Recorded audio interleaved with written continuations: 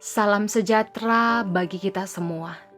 Puji Tuhan, Ia boleh senantiasa menganugerahkan nafas yang baru, kekuatan dan juga kesehatan yang boleh kita rasakan bersama-sama pada pagi hari ini.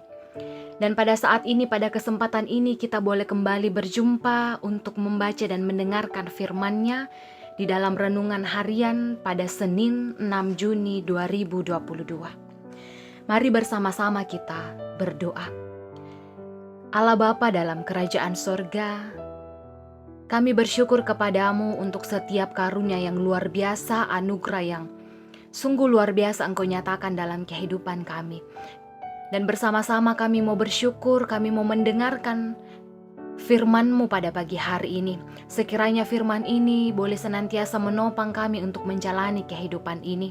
Biarlah kuasa Roh Kudus menolong kami untuk memahami dan menuntun membimbing kami untuk menyatakan firman ini dalam sepanjang kehidupan kami. Berkatilah kami semua anak-anak-Mu. Ampunkan salah dan dosa kami yang melawan kehendak-Mu. Di dalam nama Yesus Kristus, itulah Tuhan dan Juru Selamat kami yang hidup. Amin. Mari membuka Alkitab dari kitab 1 Korintus pasal 2 ayat 6 sampai ayatnya yang ke-11. Hikmat yang benar.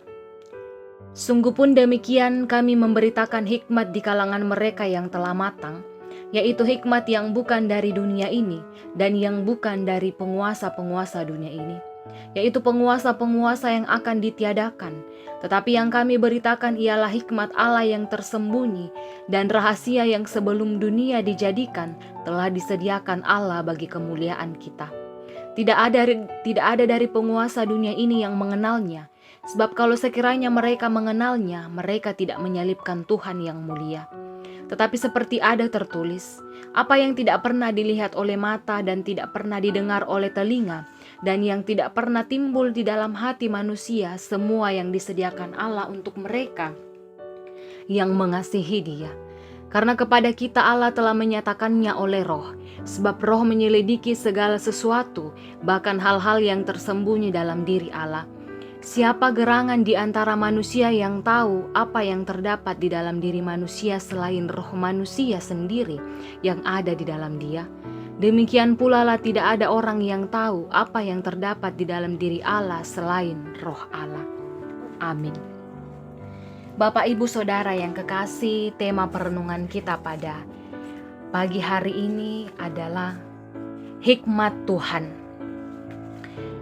Hikmat merupakan sesuatu yang diinginkan dan dicari oleh banyak orang. Tentunya bahwa kita semua senantiasa berharap agar Tuhan memberikan hikmat kepada kita semua untuk menjalani kehidupan ini. Akan tetapi realitas yang terjadi adalah tidak semua orang dapat hidup berhikmat. Maka muncullah pertanyaan, apa sebenarnya hikmat ini? Hikmat adalah kehidupan yang taat sepenuhnya kepada kehendak Tuhan. Kita banyak melihat orang-orang yang menganggap diri mereka berhikmat. Akan tetapi perilaku mereka, tingkah laku mereka tidak sesuai dan seturut dengan firman Tuhan. Inilah yang disebut Paulus sebagai hikmat dunia, di mana hikmat ini adalah hikmat yang akan segera dilenyapkan pada akhirnya. Apa yang diajarkan Tuhan sama seperti yang telah disaksikan oleh Paulus di dalam ayatnya yang ke-7. Tetapi yang kami beritakan ialah hikmat Allah yang tersembunyi dan rahasia yang sebelum dunia dijadikan telah disediakan Allah bagi kemuliaan kita. Tidak ada dari penguasa dunia ini yang mengenalnya, sebab kalau sekiranya mereka mengenalnya, mereka tidak menyalibkan Tuhan yang mulia.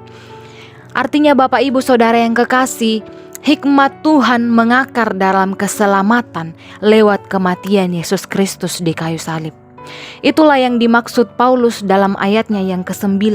Ia mengatakan, apa yang tidak pernah dilihat oleh mata dan tidak pernah didengar oleh telinga dan yang tidak pernah timbul di dalam hati manusia, semua yang disediakan Allah untuk mereka yang mengasihi Dia.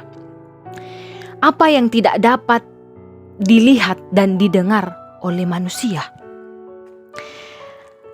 itu adalah hikmat yang berasal dari Tuhan.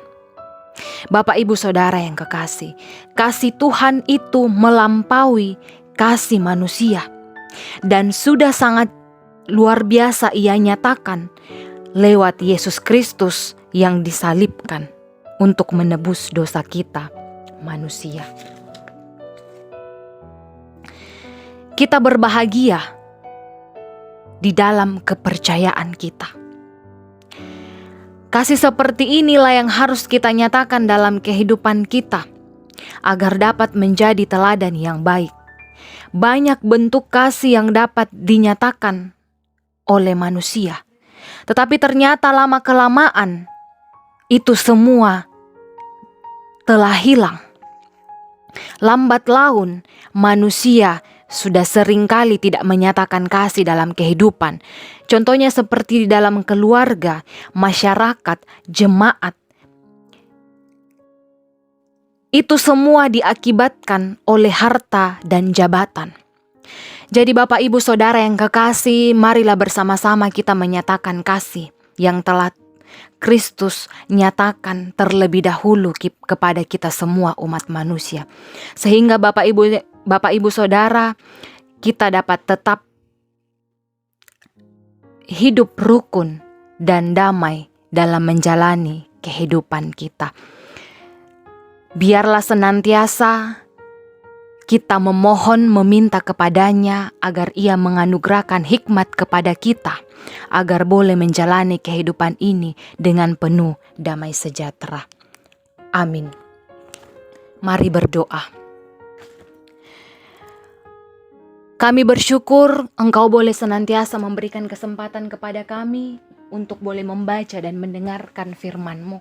Biarlah firman ini boleh kami renungkan Tuhan, sehingga lewat firman ini boleh menguatkan iman kami, agar kami boleh tetap senantiasa berhikmat, memperoleh hikmat yang asalnya daripada-Mu Tuhan, sehingga dapat menjalani kehidupan ini senantiasa mengalami damai sejahtera, dan kami pun boleh menyatakan kasih senantiasa kepada sesama kami, karena kami memperoleh hikmat daripada-Mu.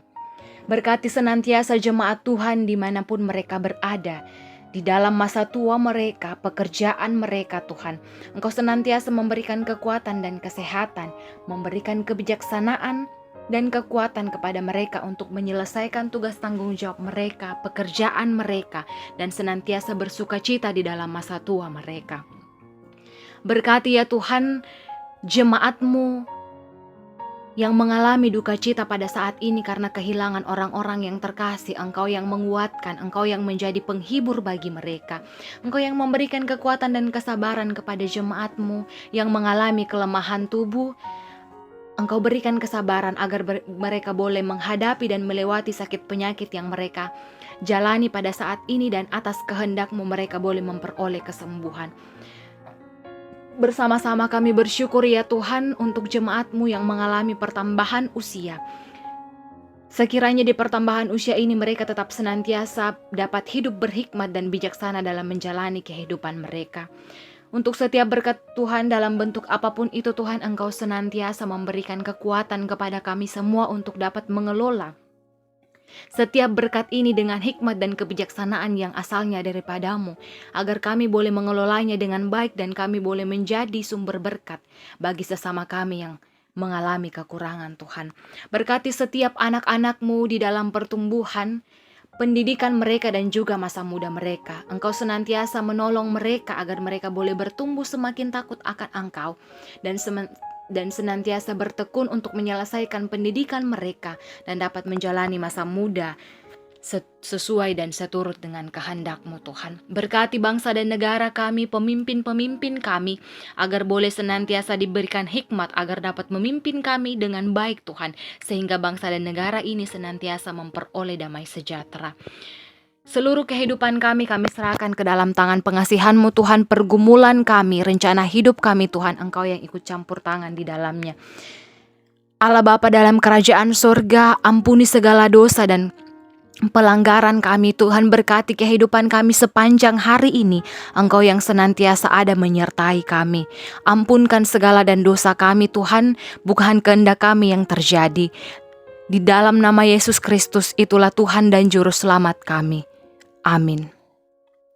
Demikianlah renungan kita pada pagi hari ini. Sekiranya firman ini boleh senantiasa memberikan kekuatan menopang kita untuk menjalani sepanjang kehidupan kita. Selamat beraktivitas, salam sehat, Tuhan Yesus memberkati.